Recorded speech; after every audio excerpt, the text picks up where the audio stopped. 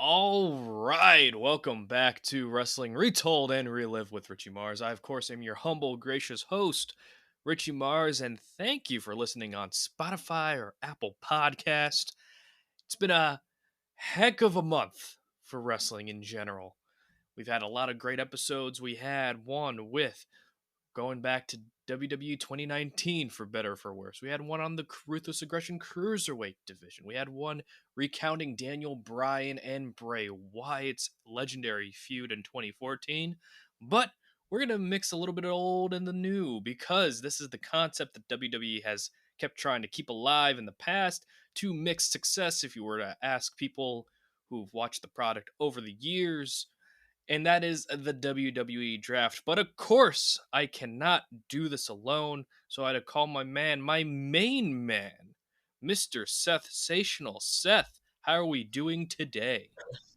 We're good, Richie. It's been a minute. We're good. It's been a minute. He was actually at WrestleMania Night 1. How was that, bud? It was a good time. I highly recommend to anyone who ever gets a chance, get to a WrestleMania, man. You know, it is just such an experience the whole week. Between the fan events, from WWE World to WrestleCon to the Superstore to WrestleMania itself. It's such a wrestling fans dream weekend. It's always a good time. All right. Again, everybody who wants to go to WrestleMania, check that out. But usually, what happens after WrestleMania is the WWE Draft. And of course, WWE had many attempts at a draft before. But before we get going, Seth, you've been watching wrestling for a long time. You are a seasoned vet of watching wrestling. When the first draft came around, what were your initial thoughts on splitting the shows that Raw and SmackDown were going to have their separate roster? Did you like it? Did you not like it? What were your overall first impressions when WWE announced the draft? Uh, I understood why they were doing it. I didn't mind it. Kind of liked the idea. You know, you have you got rid of your competition, so now you had to make your own competition, basically. So no more WCW. So now we got Raw versus SmackDown, and I liked it, and I liked the original concept. With Ric Flair with SmackDown and Vince McMahon with Raw, or vice versa. Vice versa. Vice versa. Yeah. So again, it was them being the co-owners, and as co-owners, Yes. they have two shows. Gotta split the shows down the middle, and it gives a lot of people who weren't getting enough television time to kind of step up and become stars of their own. And with the whole draft that was happening, there were mixed results with this first draft. In the first draft, everybody was up for grabs. Everybody on the roster, except for Stone Cold Steve Austin, where they said in storyline he had a clause that if the WWE were to go to the draft, he would get to choose the show. What Correct. foresight by Stone Cold predicting that the WWE draft Predicting would the happen. future. Yes. Good for him. And this, of course, was because Stone Cold actually walked out after WrestleMania 18, frustrated with his creative the first time. He wouldn't walk out completely with the WWE until June happened, but that's not what this episode's about. So, the initial draft was basically determined by a coin flip. You win the coin flip, you get the first pick. And it wasn't alternating, it wasn't a snake order draft. It was just a draft where if you get the coin flip, you choose first. That's it. Vince Yep. chose first. And then you would have the first televised 10 picks on each brand. And then you would have to go to WWE.com to see where everybody else goes after that. And I will say, the rhyme or reason they try to justify the draft picks for the top 10, I don't mind when they try to give you a reason why of, hey, this is why we're drafting this person here. But the most confusing thing to me that didn't make sense about this draft is Ric Flair, his number 2 pick, he drafted the entire contingent of the NWO, The poison. the Poison. Yes. However, he said he wanted the most dominant tag team in the world and drafts Bubba Ray Dudley, but not Devon. And then Vince, just to screw over Flair, drafts Devon. Now, Reverend Diva, if Flair can draft an entire faction, what's stopping him from drafting an entire tag team? right? I mean, there was something clearly wrong here. Someone didn't read the instructions. There must have been, there was, Ric Flair must have missed that one or something, and maybe he forgot to draft Devon. But hey, listen, it gave Devon the opportunity to go full Reverend Devon, um, and it gave Bubba a chance to become hardcore Bubba and get a little teaser of singles stardom before you know we would learn to meet Bully Ray all those years later. Yeah, we never really got a full decree on like how this draft would really work. No, It was just kind of like we're making up the rules as we go along. yeah, I mean, if you listen to Bubba on his radio station, which I'm not sure if we're able to mention other shows, but he's mentioned this and he talks about how the whole thing was just done because Vince said, "Hey, listen, I want to shake things up. We're going to change it up and we're going to separate you guys." It's basically what it was. It was Vince just wanted to do something to be different. Mhm. Don't know why they chose those two guys and not another team. But hey, I'm sure Vince had his reasons. Yeah, especially because you had the Hardy Boys break up afterwards, and then the Dudleys Yeah, a couple months later would reform get back together. under the Raw brand, which is kind of funny in Yes. hindsight. But the draft did give a lot of people the opportunity to kind of break out on their own. Like you had Edge on SmackDown, who Paul Heyman dubbed him his Sting, his Hmm. rising star at the time. Then you go over the Raw brand, you have RVD, and then you had other people who were joining WWE, like Eddie Guerrero. You had Benoit coming back from injury, going to Raw, and then you had new signees like John Cena, Rey Mysterio going to SmackDown. And then because the draft was, for lack of a better term, unorganized, they had this period where it was a jumping period. So everyone's contracts you were up in storyline, and if you wanted to jump to Yes. the other show, you could jump to the other show until I think it was either fall or the end of the year, something like that, Yeah, just to kind of something like even that. out the rosters. What do you think about that as a storytelling device of, hey, my contract's coming due, I'm going to jump to the other show? Sell me on staying here, or this guy, is going to make me want to go to his show. I like it. Makes it, it's definitely I like it better than the wild card rule, right? We'll get there. We'll get there. I figured. Listen, you can't lock guys up into the roster. There's got to be some flexibility. Especially when you're trying to create competition against yourself. Mhm. So, but I like the idea where contracts are up. Just like in sports, free agency. If I'm playing for the Yankees, well, maybe the Red Sox are going to make me a better offer when I'm a free agent. Right. So, I like it gives a little credibility to it. So overall, WWE's first attempt at a draft, if you were to give it a grade, what would it be?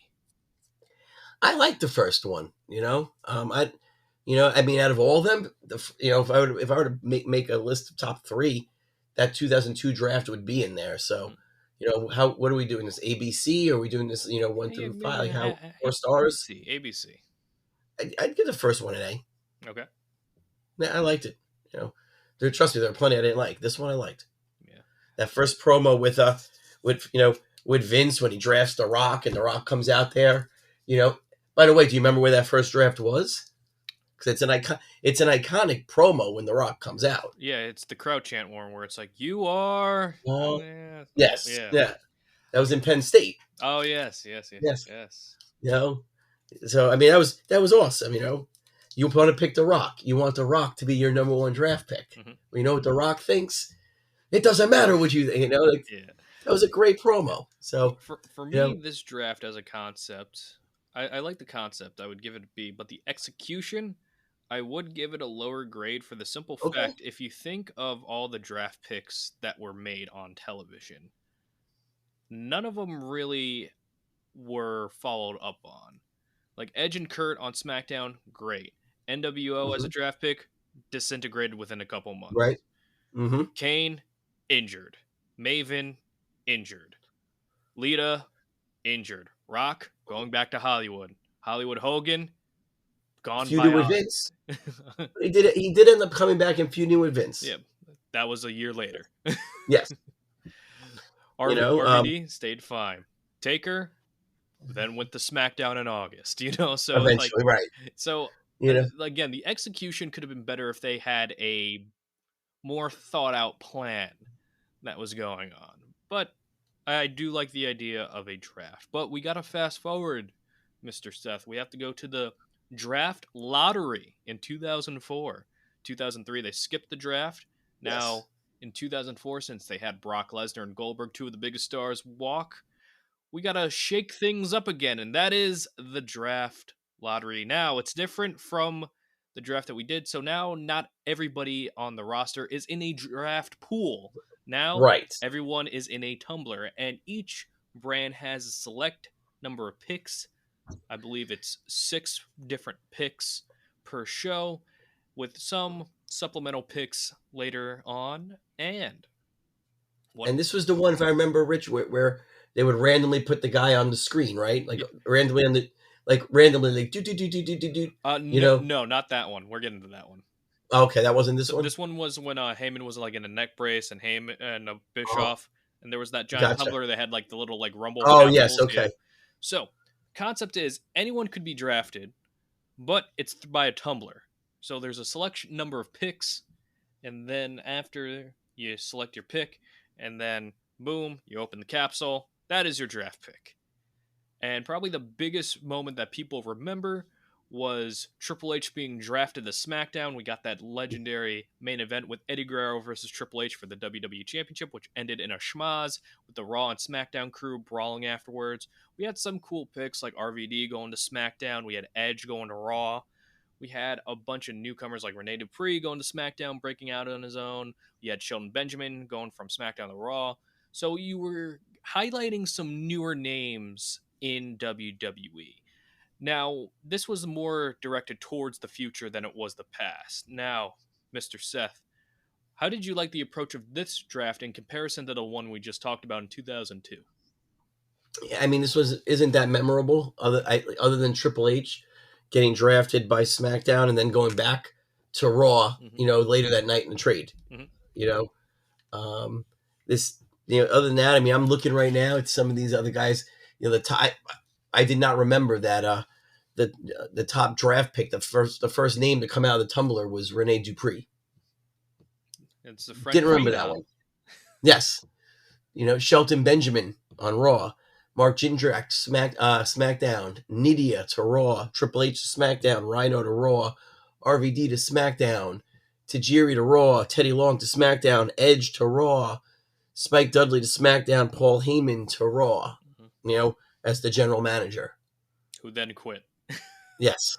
So what I did like about this draft, I think it really did tailor towards the future and kind of build them up as, hey, these are the future guys we're going to focus on in WWE, depending what brand they get drafted on. What I did like about the Triple H trade, even though being drafted to SmackDown was kind of pointless, it did introduce the concept of trades. And I believe when they did Triple H and in his place, it was Booker T and the Dudley Boys, which in my opinion, I feel like is an even trade, which goes to what Undertaker said about the draft.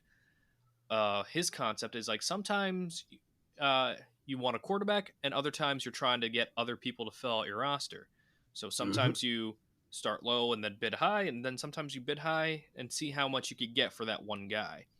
Do you think WWE should incorporate those kind of trades? If they want to make it look a little more, again, give it more credibility, because we just watched the NFL draft 2 weeks ago, and draft night, you have draft night trades. I mean, sometimes you wonder why teams didn't trade their pick. And other times you wonder what was the point of that trade. You moved up one spot in the draft, but I think we could all agree that those draft night trades with the NFL always give it some kind of excitement. So yeah, I like the idea of the trades. I think it again, it brings a little more credibility to the whole draft concept. And if you're going to be trying to portray it as a draft like other sports do, the trade is very important. All right, and now we're going to go to the next year, 2005. Now the draft would be again changed. Now it wasn't one How to night. get it right. it was not one night of a draft. No. It was a draft in terms of 4 to 5 weeks, I believe. Yes. And so every show, each show would get a pick per show, Randomly appearing. randomly appearing. And this is the draft that was famous for John Cena being the first Raw draft pick, the first Yep. overall WWE draft pick. And then SmackDown, their last draft pick was Batista, the World Heavyweight Champion. And I believe this is a smart kind of way to build the draft season in that every show is built around this one draft pick. And that puts the spotlight solely on them, the focus solely on them. However, on the flip side, it does kind of feel like a long, drawn out process. Correct. So it is a double edged sword, but you still got exciting moments with this draft. You had Well, yeah. like we had the two champion switching shows, which we talked about. We had Randy Orton going to SmackDown to continue his feud with The Undertaker. We had Kurt Angle going to Raw. We had Carlito going to Raw, winning the Intercontinental Championship. We had Benoit going to SmackDown. We had Christian going to SmackDown. We had Muhammad Hassan going to SmackDown. And the same thing with that happened in the 2002 draft. Christian, Muhammad Hassan, they would be leaving the company shortly after the same year. Batista would get injured. Randy Orton would be on and off. And you would just kind of get these different people. That's your problem with the draft is that, now all of a sudden you've put guys on certain rosters and made them exclusive. But we all know when there's an injury in wrestling, someone else is going to have to step up, and you're limiting, your ability to move somebody into a different position if they're locked into a show. And that's where, random appearances, trades, free agency, wild card rules, all of a sudden appear. What I didn't like about this draft is, and it's what we were talking about before, I was never a fan of drafting champions to one show because to me it was very predictable. You knew at some point after Cena was drafted, you knew at some point Batista was going to go. Right. Because they weren't going to have two champions on one show and none on the other. Right. Like to me, I would have rather that ended up as a trade then, wow, what a surprise. We drafted your champion, now you draft ours. I would have rather them if they were just going to switch brands. Let's make a trade. We'll trade you our champion, but your champion's got to be in that in that trade. Again, that's pretty fair. That's if you wanted to really shake things up. But again, I don't think they wanted to start way too high and then have a flat kind of bookend to the draft. And speaking of a flat bookend to the draft, this is when we would be introduced to the supplemental draft. The supplementals, yes. So, if you're not watching WWE on TV, you could go to the WWE.com, and the supplemental draft are basically extra picks.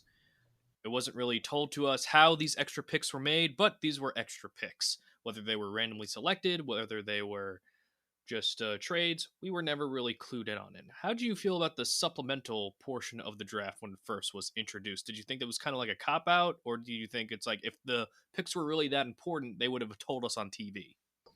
Well, I mean, listen, yes and no. I mean, I'm looking at this list and I'm like, I forgot these guys were even drafted. But at the same time, I mean, let's be honest with ourselves. And I keep going back to the NFL draft, but the NFL draft, they do the first round on that Thursday night. By Sunday, who's still watching the draft when it gets to round, the later rounds? Mm-hmm. So, I mean, this is similar in that. They still do the supplemental drafts when Raw and SmackDown go off the air. Mm-hmm. I mean, there are other ways that it could be done, but I'm okay with it. I hate to say it like this, but at least if you're gonna do the supplemental draft, at least have some credible names be part of it though. Mm-hmm. Because I don't remember any of these guys getting drafted, so at least make it credible, make it worthwhile. Like, hey, listen, we had a supplemental draft after we went off the air, and somebody of interest is part of it. So, speaking of lack of interest, we're going to go to the 2006 draft, and it wasn't really a draft at all. No. So, ECW was beginning to be an emerging brand on WWE television. So, how do they reward ECW for being its own show? Will they get a certain amount of picks? Will they get a certain amount of stars? Well, they will get 1 star each from each Mhm. brand. One from Raw, one from SmackDown. And even though RVD pledged his allegiance to ECW, he counted as the Raw pick. So Paul Heyman had already got his Raw pick, and then Kurt Angle was the other draft pick, and Paul Heyman actually said in a promo that if anybody believed in the spirit of ECW, they could come on and jump on that brand, and the only one who made that jump was the Big Show. Big Show. And in order to get ECW's ratings up, you would have Big Show versus a plethora of different stars from different brands challenging him for that championship during that time, whether it was Ric Flair, Undertaker, Batista. It was a whole hodgepodge of stars that weren't ECW branded. So, Mr. Seth, how was ECW's draft? I mean, they kind of did this almost like an expansion draft, but they only gave them one pick. Like if when there's an expansion draft, they pick one guy from each team, Mhm. but we only have two teams to pick from, Raw and SmackDown. So maybe they should have given them 3 picks from each show. Yeah. Like who's the one sucker that we're gonna take off your show, and Yeah. at least be able to draft one single star and one tag team, Yeah. you know, And again, and a female superstar. SmackDown was bleeding dry at this time, Yeah, last year's draft, they kind of got demolished. Like, within that year, Benoit, Batista, Ray, Christian, Muhammad Hassan, Kurt, all aren't a part of the SmackDown brand anymore. right. So SmackDown's already kind of bleeding heavy, which is why we got the King Booker kind of deal. King of Booker, And we yes. had to wait till Batista getting back and healthy. That's how we got the Great Khali coming on in.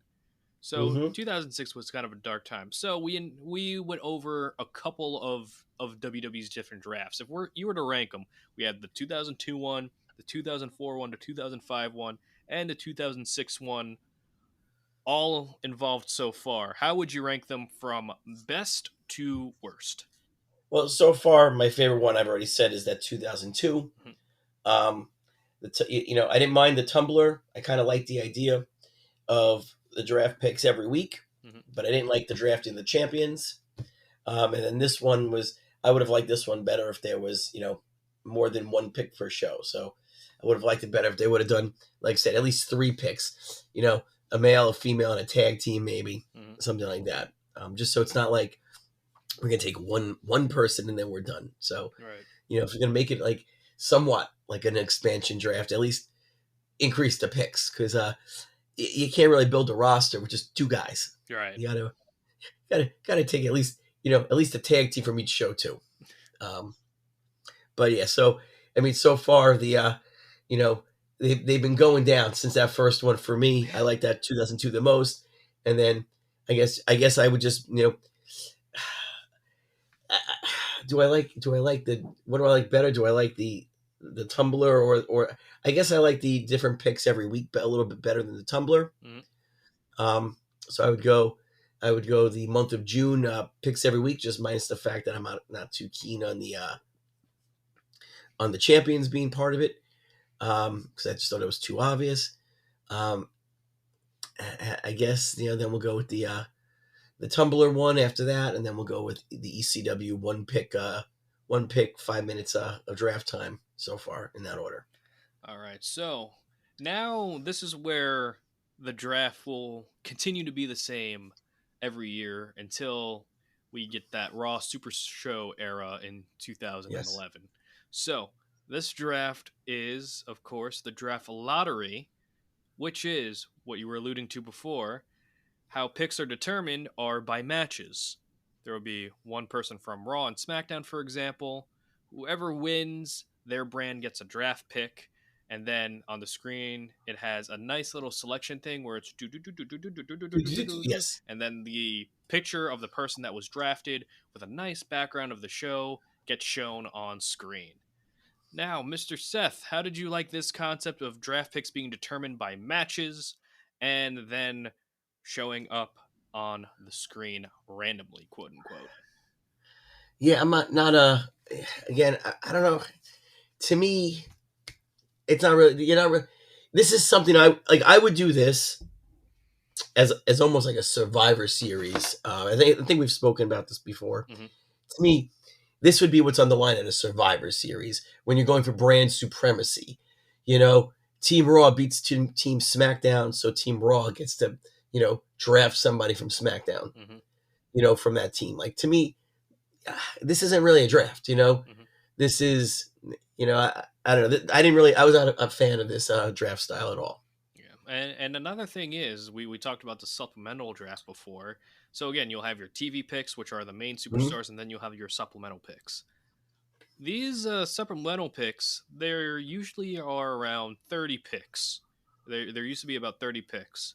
And the thing about that is, a lot of them would be drafted to shows that they were on with the other stars. So Yes, essentially, the rosters are just getting a palette swap.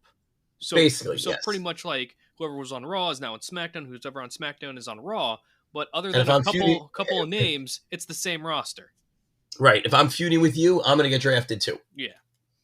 Which is just kind of like mind-boggling to think about. And these drafts are premiered for champions jumping over to the brand. So like if you didn't like the 2005 draft, Mr. Seth, you didn't like these drafts at all. No, I was not fans of these drafts at all because you knew what was gonna happen. Hmm.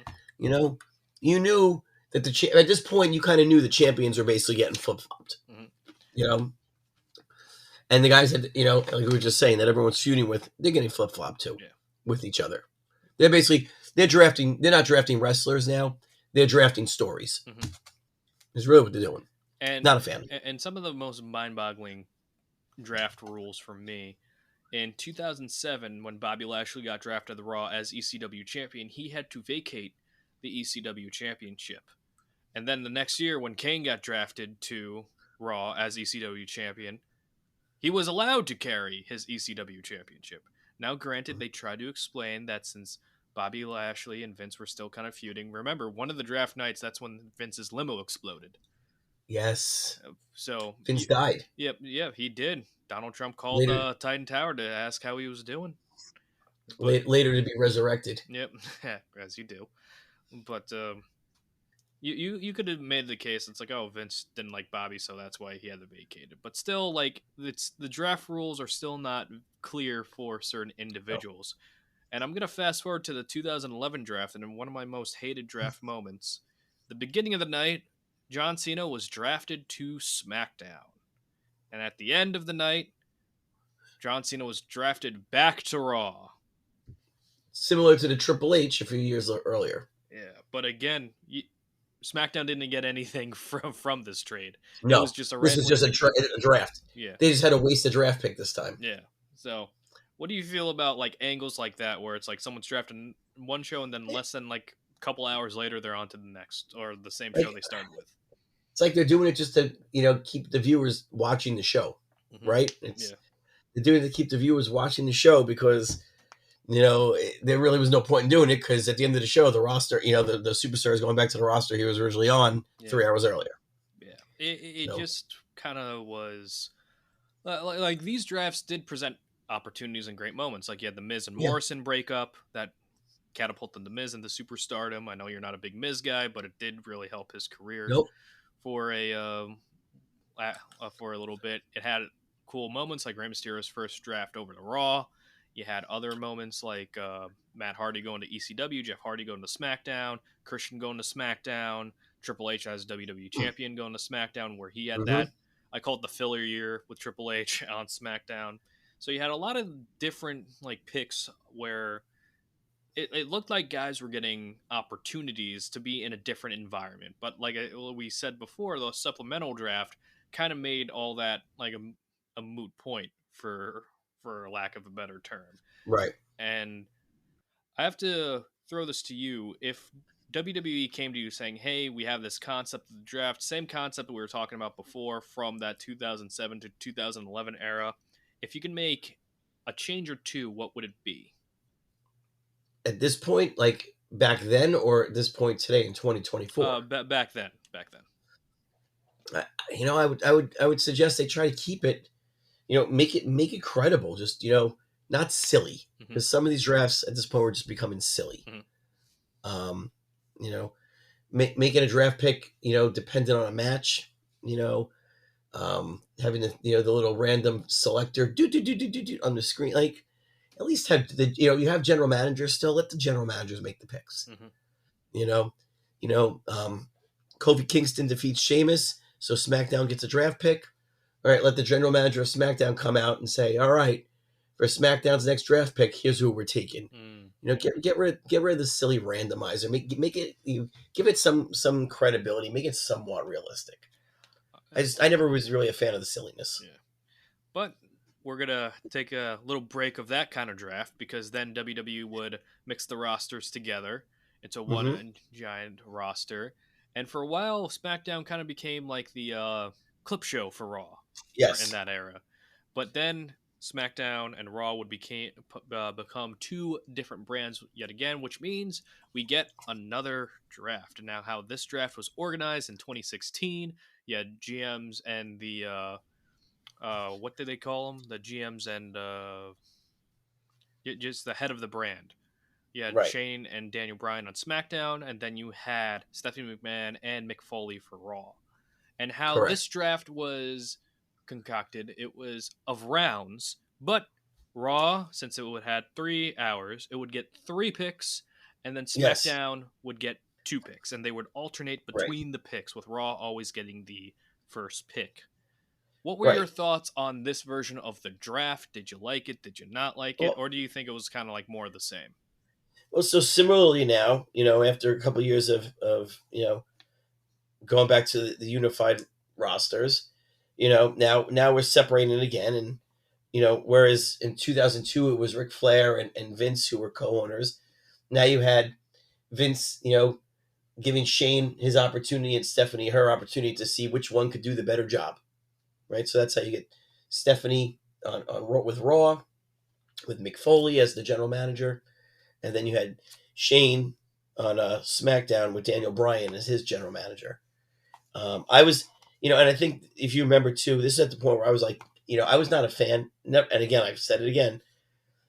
I would at this point, rather than just create championships, this is when they made the Universal Championship. Hmm. I would have just kept the one champion, and back in like they did back in 2002, champions in that original draft bounced from show to show. They weren't drafted. Yeah. I would have had one world champion. I would have had one tag team champion. I would have had one women's champion. Maybe put the Intercontinental on one show, the U.S. on the other show, and those could be the weekly titles that were defended, similar to a TV title, Yeah. right? I do hear what you're saying. One champion, one set of tag champions. I do like that concept. I think for WWE, because they are a touring brand, they do Mm-hmm. want to have two world champions, two tag team Sure. champions, just to like kind of And they get to sell. accommodate. They get to sell championship belts. Exactly. So So it's like they're thinking of it from a yeah, merchandise. merchandise and monetarily they're going. Did you think the rule that Raw gets 3 picks and SmackDown gets 2 picks was a fair rule, or do you Well, think it it was makes just sense, right? yeah? One's a 3 hour show, so they need a bigger roster. Hmm. So it does it. Storyline wise, it makes sense. Hmm. You It know. does make sense, and I really do like that 2016 SmackDown roster a lot. It gave a Yeah, lot I'm of looking at it guys right now. like you had I know you're not an Ambrose guy, but you had Ambrose, you had Dolph, you had John, you had Randy, Styles. you had Styles, you had Bray, Yep. and for women you had Becky, you had Natalia. I think Yep. Carmella got called up. Yes, she Uh, did. I think Nikki Bella came back with that roster too. And then on the Raw side, it wasn't really no joke either. You had Kevin Owens, you had Seth Rollins, you had The Bar, which became Sheamus and Cesaro. You And this was had when Finn they. Balor. This was the year too when they started doing the shows, right afterwards on the WWE Network, Hmm. Yeah, right when they had the Talking post. Smack and Yeah, Raw talking Talk. smack with Daniel Bryan and the Miz that time. Hmm. That famous episode. Yeah. That was after, in this era. And the fun fact about that, Daniel Bryan and Miz talked about it, where Daniel Bryan was actually going to legit punch the Miz, but as Miz is cutting this passionate promo that, let's be honest, saved his career, Yeah. uh, Daniel Bryan said it would be a lot more on Miz to keep his heat if Daniel Bryan just walked off. Now, if we're in this alternate timeline, and I know you don't like the Miz, so I'm sure I know your answer. Did Daniel Bryan make the right decision with that, or would you like to see Daniel Bryan clock Miz in the face? Back then, I would have loved to see him clock him in the face. But you know what? I think my it's not that I don't like the Miz. Mhm. Let's clear that up. The Miz, to me, the Miz is not a main eventer, and at this point in time, he was he was not he was and he wasn't always he was being portrayed as a mid carder. Mhm. I mean, there were years he wasn't even on the main card for WrestleMania. Right. He was the pre-show. Right. And then in the following year he's a main eventer. And that's, I think that was my biggest thing, was like when all of a sudden he went from being a mid card Miz to world champion Miz. It's not that I don't like the Miz. I actually, looking back at his career, he's had a pretty good career. He did well for himself. He's done pretty well for himself. He's come far since the Mike the Miz from the Real World. Yep. Give him that. I love him and R-Truth together now. Yep. My thing was just always, when I felt like they were, jamming him down our throats when we were having to sit through Miz as the world champion Miz. That's all. That's all. In this draft, I mean, listen, he was the, him and Maurice, they were, they got drafted right after Rusev and Lana went to Raw. So it only made sense to put the Miz with Maurice on SmackDown then. Did you think during this time they increased the prominence of the Intercontinental Championship like it hasn't seen by that point in years? Yeah. And I think I ignored your whole last question too. But listen, the Miz did wonders for that Intercontinental Championship. He really did, and you watch that episode that was on A&E last week, where he talks about how that was always the championship that his favorite wrestlers growing up always had. Mm-hmm. And I think the Miz definitely brought some credibility back to that championship, and well, he should. Again, he's that's the perfect championship for him. And when they added Maurice and him and Maurice, were like you were like, oh, the Miz again. Yeah. I hate this guy. And his wife, she's gorgeous. How does he get her? Yeah. Like, dude, he did wonders for that championship. And bringing Maurice, I think, put another element to his character that he kind of needed to. Now, WWE goes right with. I'll say so. Yeah, go ahead. When you asked me before about, yes, I wanted Daniel Bryan to punch him in the face because I couldn't punch him in the face. That's all. Yeah. Now, in WWE, they would continue like the draft spirit, but they would call it something else. They would call it the Superstar Shakeup. Shakeup, yes. So 2017 to 2019. Oh, we're gonna get there. The Superstar Shakeup. The concept is it's 2 nights, and it's not draft picks. Superstars would just appear on the show, just saying, "All right, I'm on the Raw now, or I'm here on SmackDown now." Yeah. Now you already said you weren't a fan. Why weren't you a fan of the Superstar Shakeup? Because it goes back to what I was saying before. It's the silliness factor. Mm-hmm. I don't need to listen. At least come out and say, you can tighten the screws. Everybody's a free agent this week. Pick the show you want to go to, and and you can go and sign there. Mm-hmm. Everybody is being released from their contracts as of May 1st, and you have from May 1st to May 31st to sign with a new show. Mm-hmm. Right? I'm okay with that, and guys show up on different shows each week, and the general managers try to sell them on their brand, and guys start that'd be okay. But just the silliness factor of guys are showing up, hey, I'm over here now, mm-hmm. I'm on your show. I thought those a little silly. Mm-hmm. But the Superstar Shakeup gave us Jinder Mahal as WWE champion, so it did something memorable At least. It did not hinder Jinder. It did not. Did not hinder Jinder. We like Jinder here. Yeah, listen, I didn't mind that championship run. I did, but You know, you know. gets a lot of hate, but listen, I think they did the best they could with the situation. I think how they he went dressed the about it, part. it was just like there was no build. It was just rip the band-aid off, up, he's champion. Well, but sometimes you got to have those surprises on TV, right? It's and what did Vince always used to say? WWE, anything you never know what's going to happen, right? Anything can happen at any time. Yeah, it doesn't mean that was good. No, just kept with the spirit. Yeah, it did give us Kevin Owens Face of America though when he was the U.S. Mm. champion. That didn't last that long, if I remember. His cleanly shaven face grew that beard back pretty quickly. No, yeah, it was just like, yep, there we go. So in 2019, not only did we have the Superstar Shakeup, we had the wild card rule. Now I The wild card. talked about this with Bald Bro on our 2019 episode. So if you didn't hear that, this is what the wild card rule was. So ratings were down, and in order to pop them back up, you had some SmackDown guys appear. I believe they were Roman, it was Kofi, and it was Daniel Bryan. All show up on Raw, and they were SmackDown guys, and they were kind of holding court until Vince came out, and Vince said, "Oh, I got an idea. We're gonna have the wild card rule." So up to 3. Later, it became 4 because Mm-hmm. Lars Sullivan intimidated Vince to make it 4. Guys from each brand could go to the other show, and they could appear on the show at any time. So, Mr. Seth. It's almost like an open house. Yep. The wild card rule. Is this the worst concept of the draft that WWE's done? I don't know if you even consider it part of the draft, right? Like it's almost like we're getting draft picks, we have trades, we have free agents. Now we have just guys could show up to any show they want up to 4 times whenever they feel like it. Mm-hmm. Silliness. Yep. And I don't even think they stuck to the 4-star. No, they didn't. Yeah. No, they didn't. They were just going at this point. They were just throwing things against the wall to see what would stick. Anything to pop a rating. You got to do what you got to do.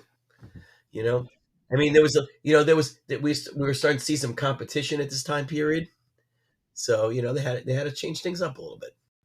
Mr. Seth, now we're getting back to the draft that was kind of like the draft we had in 2016. You have rounds, except the draft didn't take place in April. Now it's in October. During fall season. When television premieres are happening. The problem is, at the time, WWE had a Survivor Series, which was brand warfare. Yeah. So, imagine you're on one show, you got drafted to another show, and all of a sudden you have brand loyalty to that show. Fake brand loyalty. Yep. So, Mr. Seth, we've talked about on and off air how we would make the Raw vs. SmackDown concept better. Would you like to divulge on how we would make it better? I specifically remember us having this conversation at the time too. Mm-hmm. This is silly. Yeah. This is just pure silliness. So you're telling me that I could have been an active member of the Raw roster for the last 2 years, unbeknownst to myself, and I get drafted to SmackDown. I don't even want to be on SmackDown, but now I'm on SmackDown, and I have brand loyalty to SmackDown? It makes no sense storyline-wise. Mm-hmm. Because they gave me a blue shirt. It's a pretty nice shirt if you want to. And how did everyone would just come out wearing those blue shirts, Yep. And the red shirts. It was done. It was done to sell the pay-per-view. I get it, but something needed to move. And if you're not going to be able to move Survivor Series, then you got to move the draft. It's not a good time. Probably not the best time of year for it. And for the draft, since we've only seen them in April and October. For you specifically, any month, what is the best time to have a draft? Is it after WrestleMania? Is it somewhere? I think so. Mm-hmm. I think the best time for that draft is, if your season ends with WrestleMania, if WrestleMania is your Super Bowl and the new season starts afterwards, then it would make sense to shake up the rosters at that point. but to shake him up in the middle of a season, that would be like, if we're gonna, again, and I keep bringing it back to the NFL, but that would be like us holding the NFL draft, midway through it, week 8, Hmm. basically. Yeah. Like, hey, listen, the New York Giants, you're in first place, but now we're gonna be making some draft picks, so some of your guys are gonna be exposed and may not be on your team next week. Yeah. Made it just April makes the most sense right after WrestleMania. And the draft has pretty much consistently been like this, with them having draft pools where it used to be one night. Now they moved it to 2 nights, and with Hmm. different draft pools. What do you think about the concept of draft pools? Do you think it makes things a little bit more organized? Do you think it makes things a little bit more confusing? What are your stance on different Well, you draft have to pools? look at who's in that draft pool, because otherwise you're going to be confused. Hmm. Wait a second, why didn't so and so get drafted? Well, because they're not in the draft pool tonight. Hmm. So you have to look at the draft pool. You have to know who's available. I got a couple of Um, those comments when I was making a yeah, video, and somebody's like, it doesn't make sense. Gunther didn't get drafted number one. I was like, well, Gunther's not in this draft pool. And he's like, oh, I hope he yeah, gets number one next night. I'm like, he probably will. And he's Gunther and gotta be- Ludwig Kaiser got drafted number one. So you could say yes, Ludwig Kaiser, number one round draft pick. he's a number one draft pick. Giovanni Vinci, Ludwig Kaiser are no more. No, they are not. I'm a little upset with that. I'm not gonna lie. I'm a big listen. I'm an Imperium fan. I think they I don't still had understand. some steam as a tag team. I'm wondering so when that happened and they put and I'm going a little out of order now, but then Giovanni Vinci got drafted to SmackDown, the first thing I'm thinking in my head is, oh well, I guess we can figure that you know the Don of NXT is going to end up going to SmackDown at some point, because it only makes sense that Giovanni Vinci is going to end up with the Don and in the family, I'm just saying, but don't they didn't get drafted I'm just saying, don't you remember the beautiful Giovanni Vinci entrance that he used to have? in In NXT. NXT, Sure. The camera shot. I'm hoping we get He- that. oh, it's coming back. Oh, It's coming oh, I back. can't wait.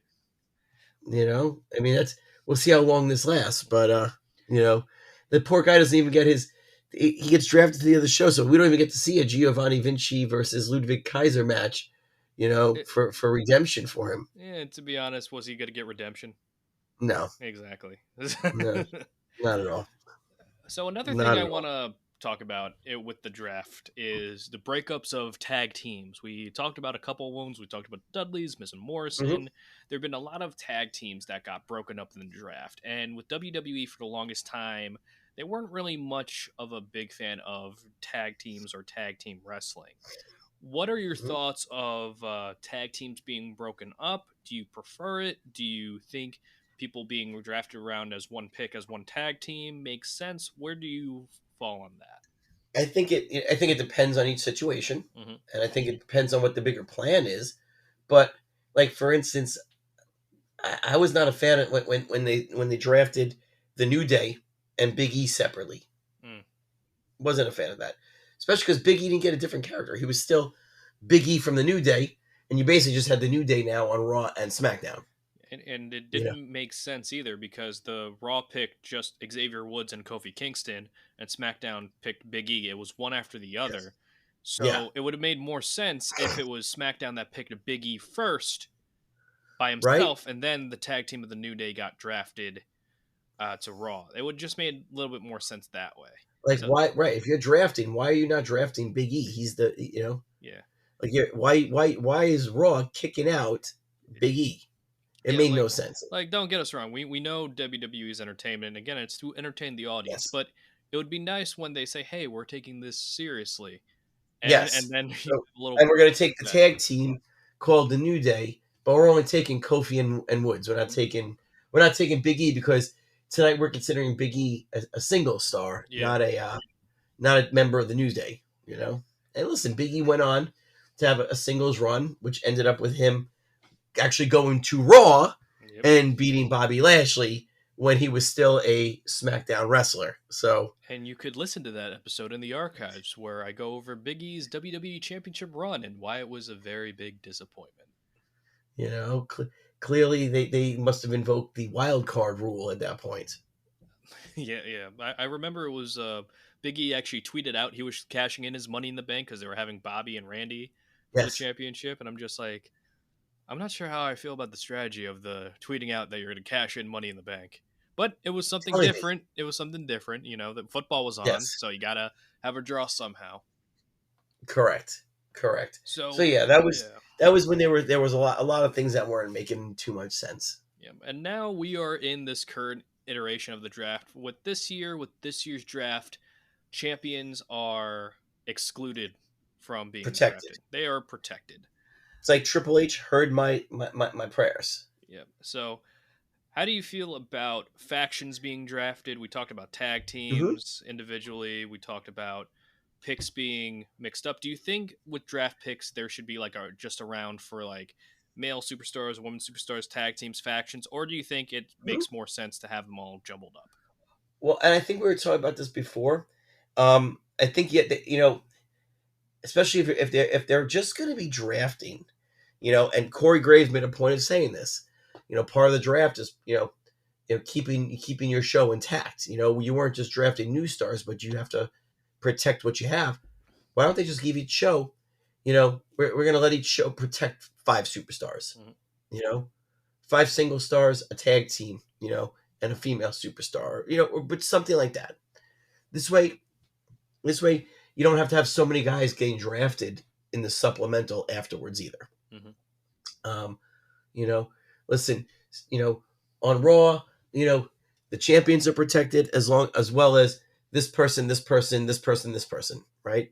Those are our protected picks because again, just like in expansion draft, people are going to be protected. They're not draftable. Right. So I wouldn't mind that. I like the war rooms. I like the different Hall of Famers coming out to make the picks. I like it. It gives a little flair to it. I loved having the Dudleys come out on two shows. I loved on Friday night where they took the glasses out. I loved how they had the tables on Monday night. I loved JBL, seeing JBL. I loved seeing Ron Simmons. I loved seeing former GMs like Teddy Long. I thought it was great. It was a good touch. But then it got to the point of the show where, well, nothing's really changing. Now it's like all they're really doing is drafting NXT people, which again, that's fine. Make it an NXT draft. Listen, you know what? The bulk of the draft pool is NXT superstars. This is their chance to move up. Right? Mhm. That's fine. I love how they have them all watching it live. Mhm. But it got to the point where the most exciting part of the draft each round was who's coming out to make the pick Right. because the rosters weren't really changing. And I think with the draft, to make it uh, better and more Mhm. compelling television, because it's a kind of a drag to watch, like, oh, nothing's changing, nothing's changing, Yeah. nothing's changing. If they were to say out in the beginning of the show, it's like, hey, these picks trades were made, we're going to announce them per round. Yes. Like already had you could even like the war room. I'm kind of iffy on. I would like the negotiation table. With Aldis and Yes. Pierce, I would like for to see example, that. just kind of Hmm. sitting down, talking, and just like seeing like who can they trade who, Hmm. and just kind of like their reasoning why they traded who for who or who they drafted, Sure. or negotiating like which person from NXT going up. And I think that would be more compelling television because you get to find out why they're getting traded. Because with the Yes. rounds that we've had, not only in this draft but years before with this type of draft, you have Nia Jax being drafted over AJ Styles, and that's not a knock on Nia Jax. It's just that AJ Styles in this current iteration is challenging for your WWE Championship. Why is he And going Nia to Jax is not right. and Nia Jax, who's doing phenomenal in this run, by the way, isn't doing anything storyline wise. So No, why in storyline would Nick Aldis pick Nia Jax over AJ Styles first? good question. So it's just one of those things where you want them to add up and reasons why certain picks are made in the order too. Because if you and I were having a draft, Mr. Seth, of the current roster, we wouldn't be waiting round number 4 or 5 to pick Roman Reigns, right? Correct.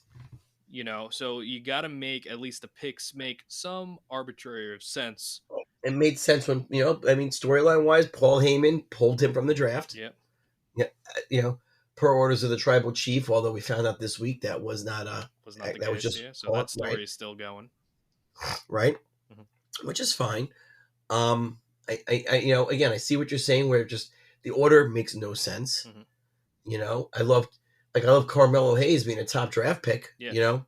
But at the same time, let's talk about some of these picks. So, like, you just spent the last few weeks on Raw and SmackDown with Nick Aldis and Adam Pearce, you know, doing their best to convince Jade Cargill and Braun Breaker to sign with their show, Hmm.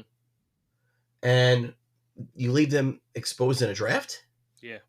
Like, dude, what was the whole point of all this, signing Braun Breaker last month, Hmm. only for him to be drafted to Raw this run? Like, something like that should have been, explained, where, you know, new contracts like Jade and like Braun Breaker are not eligible because they just signed their contracts in the last month, in the Right. last 30 days. Because otherwise, there was no point in even doing that. Yeah, like, well, you made big deals of Randy going to Yeah. SmackDown, CM Punk going to Raw, and it would have made sense because Braun and Andrade, they both signed with the opposing brand. Why not Yeah. just have like a trade? Just have the It could trade. be a trade. Yeah. And Again, make it. it's If you just don't want to make yeah. them right, if you don't want to protect them, then you could have just traded them. Hmm. You know. And then the other thing, and I'm glad you just mentioned this, I glanced over this before. CM Punk was drafted. Hmm. Right? CM Punk is injured. Yeah, Why wasn't Rhea Ripley drafted? good point. Right? They drafted Judgment Jet Day. They just drafted. They only mentioned the guys' names. They didn't mention Rhea. Hmm. So is Rhea a free agent, or was she just not mentioned because she's injured? Same thing with Charlotte too. So in my mind and head is when CM Punk and Seth Rollins got drafted to Raw. In my head, they're like, this is like inside baseball. I think the company's more confident that they're going to be on a presence on television relatively Mhm. sooner than both Charlotte Right. and Rhea. But an explanation would have been nice of Right. Because you why have these names aren't available. because Seth is injured. He's on the shelf. He just had his knee surgery. Hmm. CM Punk injured. Hmm. Okay, wasn't able to wrestle at WrestleMania. Drew McIntyre is, technically has an elbow injury. Hmm. Right. Rhea Ripley injured. Hmm. Like, at least say if someone's injured, they're not draftable. Also, Yeah. I want something to run by you. So we Yeah. have the war rooms, right, of these picks. I Hmm. find it very hard to believe that Raw or SmackDown in the same round aren't thinking of drafting the same pick at the same time. So you have to suspend disbelief for a second, because Hmm. here's what I agree 100% with you. Hmm. So I almost feel like they're doing this. Like, you have Aldis in his war room, and you have Pierce in his, and they're kind of doing it almost like the way we draft fantasy football teams this year when we do it online. Right. So it's like Pierce made the pick. He's off now the screen, so Aldis can't draft him, type Hmm. thing. You know, and everyone in the war room, they all know this. The only people who don't know it are the viewers at home. Okay. That's kind of how I let myself believe it. Because otherwise, I would have thought the same thing. I'm like, wait a second, what happens if when the Dudleys come out and Bubba's reading the Raw picks and Devon's reading the SmackDown picks? How come they're not saying the same people? Right. Right? So I suspend my disbelief by saying it's an online draft, and they know who the other team picked, the other side picked, who the other show picked. The only people who don't know are the people at home. Hmm. Now, this draft, a lot of main names didn't get drafted. It was mostly people who aren't on the top or just Right. people who are still getting newly established. Do you like we talked about this before? Do you think there should be like a hierarchy order of a draft pick, like a drafting a Roman Reigns or an Randy Orton equals? You could draft two or three Braun Breakers or anything like that for. Or you could do it like, if you're going to do a draft pool, you could make, if you're not going to if you're not going to have protected superstars Mhm. and everybody's available, then maybe you have a draft pool, for per round. Mhm. So these are the wrestlers that are eligible for the first round. These are the wrestlers who are eligible for the second and third round. Mhm. Sort of like that. So now all right, listen, these guys are all going. Yeah. or they're staying, but they're going to miss out on someone else. Mhm. You know, this way, there is a little bit of a hierarchy to it because right now it's just completely random. Mhm. You know, and there's no, you can't, again, you know, when Drew McIntyre comes out and he's flipping out that he didn't get drafted before an injured CM Punk, he's got a point. Yeah. You know, he's got a point. Yeah. You know, hey, like I said, Rhea didn't even get drafted, but Judgment Day did. Mhm. So Charlotte didn't get drafted. You know, like what's going on here? But Seth Rollins did. It's one of those. And Seth Rollins was a top pick. It's one of those why ask why kind of questions. Like, in a way, yeah, Raw used its top pick on Seth Rollins, and who knows when we're going to see him again. Yeah. You know, like it just they should say something like guys that are injured are automatically locked to their brand. Mm-hmm. Something like that. Something. If you're on the disabled list, you are locked to your brand. You're not draftable. Yep. Or okay? You could declare for free agency. Yes, that's your choice. Mm-hmm. You know, and again, you know, these wrestlers are available for the first pick. This pool of wrestlers is for the second and third pick. This pool of wrestlers is for the fourth through sixth pick. Mm-hmm. There you go. Yep. Now you got a hierarchy. Yep. And they can also do a tag team round. Yeah. You know, this way keeps the tag teams together. Yeah, I think we fixed the draft pretty much. Mm-hmm. You know, just gotta make it make sense. You know, hey, and then they even drafted. Not only did they draft the whole LWO, mm-hmm. they even included Carlito with them, and I don't even think he's part of the LWO. I actually kind of like that. In that, I do too, because it's like, well, Carlito, like in LWO, declared for the draft as a group, but they broke up a draft night, so it doesn't make sense for Carlito to be a separate pick altogether. No. So now he's on Raw, so yeah. So now we get to see that. He's on his own there. Now we get to see the story play out in Raw. And that's another thing I want to talk to you about the draft, where different storylines go to different shows. Mm-hmm. Now, growing up, I was a SmackDown kid, you know, because SmackDown was on at 8, I could watch it and not feel tired afterwards. Right. With Raw being at 9, it's a little bit later, you know, school night Monday as opposed to Thursday. Right. How do you feel about storylines transferring brands? Because we had it with Rey Mysterio and Seth Rollins going from Raw to SmackDown, and we had some other like storylines like Kevin Owens, Sami Zayn switching brands. How do you feel about storylines that continue in one show and then go to the other show? Well, I mean, and I like the continuity where, you know, the storylines of things that they built up for the characters will go. Mm-hmm. But we spoke about this, how there was a time where they were basically just taking the feud and trading the feud, mm-hmm. you know? Like, you know, if you look at this year, you know, Rey Mysterio specifically went to SmackDown a few years ago to get away from Dominic. Mm-hmm. Of course, Dominic then kept showing up on SmackDown, so it didn't really make a difference. Because as we know, the Judgment Day just runs WWE. WrestleMania season, baby. Right. So, you know, again, I like if they're going to bring the group in, don't pretend that like the last 6 months of stories haven't happened. So I do like the fact that for continuity, you know, the commentators fill you in on these things as if, you know, because maybe some people haven't been watching. And I would like to, you know, people get very, they do hope for strict brand rules, you know what I mean? But again, when we go around the WrestleMania season, those rules get kind of laxed. Do you think there should be kind of like a ruling, like from X amount of time to X amount of time, like after the Elimination Chamber, it could be kind of like a free agency kind of deal? Sure. Or do you want more of a strict Raw, SmackDown, no interaction unless explained in storyline? Well, I mean, again, it makes sense because during WrestleMania season, you want your biggest matches. Mm-hmm. But if that's the case, there's got to be some kind of, I mean, you can't just show up, you know, because otherwise, why weren't you just showing up on this show all year? Mm-hmm. Is there no security? Right.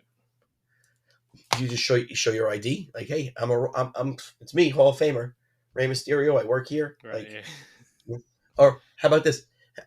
You know, here's my phone. I got a text. I was asked to come here by Adam Pearce. Yep. You know, like, just do something so it makes sense. Mm-hmm. We had Cody show up on SmackDown with Nick Aldis that one time. Whenever he wanted to. Yeah. You know, and not only did Cody show up on SmackDown whenever he wanted to, this past summer, Cody was, you know, working trades between Raw and SmackDown, you know, because he felt like it. He had his political chips. Yes. Like, wait, what? Wait, because like what? So all of a sudden Cody's an EVP again? What's going on here? I would like some of those political chips. Yeah, right. Like Yeah, all of a sudden, not only is Cody, on Raw, you know, and now now Cody on Raw is instituting a trade, for Kevin Owens for Jey Uso. You're like, wait, yeah. what? It is what it And is. actually, I think it was Jey Uso for a player to be named later Yeah. because Owens didn't go for a while. Mhm. Yeah, so I do like the institution of trades. And now for trades, do you think there should be every once in a while? Do you think there should be a certain period where trades are allowed? When would you like trades to happen with As WWE necessary. brands as necessary? I think as necessary. You know what else too? Don't forget too, you're going to have Money in the Bank, Hmm. and Money in the Bank lets you go to any show you want as well. Hmm. You can challenge for any championship you want. So, I did like when Austin Theory was showing up on random shows whenever he wanted. Yep. That was pretty cool. It was fun, and then it was not. You know, so I wouldn't mind seeing some of that again too. Just make it a little change. A little different. All right, Seth, as we're winding down a little bit, what are your overall thoughts on the different drafts that we talked about today? Which ones do you think work the best, and what rules would you institute current day for the WWE draft? I think we've seen the draft evolve a lot over the last 20 years. Mhm. Okay, like I said, my favorite was always that first one with Flair and Vince. Um, I liked how they instituted different things along the way to help it evolve. I like this year's. I think this year was what was the best one of recent years, Mhm. but it definitely needed some tweaking. Right. And I think we went over some ways we could tweak it just to give it a little more credibility. Hmm. Get rid of the silliness, and just make it a little more credible. I like what you said about the tiered rankings. Just have if you either want to protect five people from your roster, 5 people from your roster are automatically protected besides the champions, and then you could choose for the first round from these 6 superstars. So your first 3 draft picks and my first 3 draft picks are in that first group. And then the second and third round are in the next pool, and then the fourth, fifth, and sixth round are in the next pool. I like that too. Yeah, I do like the idea of a draft and the idea of separate Sure. brands and trying to work around trades and negotiating. I always find that stuff very interesting of trying to see what value a star has to Yeah. somebody's brand. And even like what Undertaker said on his podcast, negotiating, trying to grab a quarterback. So you try to trade 2 or 3 other people for a quarterback, or vice versa. Hmm. If you have too many quarterbacks and you're trying to get like a fullback or running back, And you I. can just go and draft more. It's either Hmm. has to be a full kind of uh like draft in that you have to think about the future and you have to balance that with the current established star. So I would Right. You have like a something roster. like that. Yeah. And You have a establish roster. who is a good prospect, who's this, who's that, if they really want to take a sports like feel to it. Look, and again, I don't know if do you play do you do like fantasy baseball and fantasy football? I don't do it. No one's ever invited Okay, me. sorry. Um, but like my fantasy baseball team this year, I did a horrible job. I don't. If many of the guys on my fantasy baseball league are listening, you know, we all know I did a horrible job when it came to selecting some of my bench players. Mhm. I have a tremendous outfield. I have great middle great infielders, but there's 3 spots on the team. There's a utility, there's a middle infielder, and a corner infielder. Mhm. Corner infielder could be anyone who plays first or third. Middle infielder could be anyone who plays short or second, and then utility could be anyone, right? Mhm. I didn't pay attention to those. I didn't.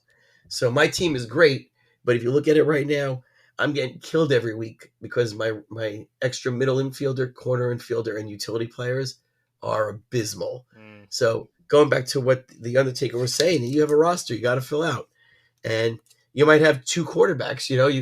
You might be able to trade one of them, and get yourself a couple other players that are going to help you in other areas. Sometimes you got to do that. And that's the beauty of these drafts. I think we will definitely be seeing this fall as Raw goes to Netflix. I think we're gonna go. I think there might be some episodes where the wild card rule or the open invitation is going to be back. I think for that premiere episode Mm. because they're going to want to draw as many eyes to the Netflix subscriptions as possible. So I think there's definitely going to be some inter show action going on at some point. Yeah, I wouldn't be surprised at all either. Well, every special edition of Raw or just like any special edition show, they might do that. But again, that remains to be seen because we're Yeah, still relatively new in this quote unquote Triple H era of creative. And I'm just gonna let it play out and then see what happens. And if you want to hear our thoughts on Triple H's first year as creative, you could go and listen to that episode as well. true. And let's not forget the final boss is still out there too. He is. He's making a movie right now. He could technically show up on any show he wants, though. He's on the board. Technically. All right. So, Mr. Seth, any final thoughts on the draft? Do you think the rosters are now more balanced than before? Do you think this is the most balanced draft? What are your overall thoughts on the 2024 WWE Draft? I think the guys that went to different shows, it's good in a way. I was getting, you just look at like DIY for example. Mm-hmm. I was getting, we were seeing them wrestling the New Day, or I should say, we were seeing them wrestle, New Day or Miz and Truth or Imperial. We were just seeing the same matches every week, So I'm kind of liking the fact that we're seeing, certain teams, certain wrestlers switch brands because they're starting to get a little stale. So I always like that. Obviously the married couples all stay together. Mm-hmm. So, sometimes when certain people get drafted, other people are going to be drafted in the same spot, which again, it's fine. It's not, there's nothing wrong with that. I like some of the new interactions we've seen. I loved seeing the Bobby Lashley interaction with Carmelo Hayes last week. I thought that was, that's great right there. I'm already looking forward to that match. I think it's gonna be a great match. So again, it definitely changes up and it gets rid of, because we've, again, we saw the New Day versus Imperium so much. So what did they do? They broke up Imperium. So, and we haven't mentioned his name yet, but I'm really looking forward to see where, what Dragunov's going to do on Raw. Yeah. I loved that Dragunov feud with Gunther back when he was Walter. Yeah. I have high hopes for the NXT call-ups this season. Yeah, I mean, listen, we not for nothing, but all four of those NXT UK champions are all on Raw now too. Mm-hmm. The New Catch Republic, Gunther, and Dragunov. So, all those Triple H guys from from the old Black and Gold and NXT UK, they're all on Raw now. Yeah, for the most part. And he had Broad Breaker to that too. I'm pretty excited to see where these, where they're going to go. And, Tiffy time too. We got Tiffy time on SmackDown. And the free future is bright in WWE. And Sure hopefully is. hopefully the draft reflected that. So that was this episode of Wrestling Retold and Relive with Richie Mars. Mr. Seth, if you have anything to say to the public, please do. It's always a pleasure to be here, Rich. Thanks for having me. It's always a pleasure to have you on. You're one of my most reliable and knowledgeable co-hosts. And I really I'll do be back appreciate you soon. coming. Yeah, of course you are. And again, you can follow the show, Spotify, Apple Podcasts, Wrestling Retold and Relive Richie Mars. You can follow us on the TikTok and the Instagram at Retold Richie Mars and on the Twitter at Retold Richie. I'm Richie Mars, TTFN, Tata for now, and I'll see you next time.